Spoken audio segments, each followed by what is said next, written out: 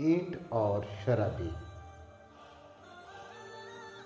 شرابی ایک عالم دین سے: جناب مجھے بتائیں اگر میں کھجور میں کھاؤں تو آپ کو کچھ اعتراض ہے؟ عالم: بالکل کوئی اعتراض نہیں۔ شرابی: اگر اس کے ساتھ کچھ جڑی بوٹیاں کھا لوں تو؟ عالم بولے کوئی رکاوٹ نہیں۔ شرابی بولا اگر میں ان میں پانی شامل کر لوں تو؟ عالم بڑے شوق سے: پیو۔ شرابی: جب یہ ساری چیزیں جائز اور حلال ہیں تو پھر آپ شراب کو کیوں حرام کہتے ہیں؟ حالانکہ اس میں بھی یہی تو چیزیں ہیں جن کے کھانے اور پینے کی اجازت آپ دے رہے ہیں، یعنی کھجوریں، پانی اور جڑی بوٹیاں۔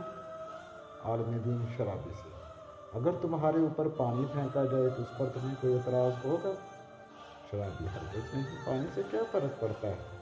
عالم: اچھا اگر اس پانی میں مٹی گھول دی جائے تو تم اس سے مر جاؤ گے؟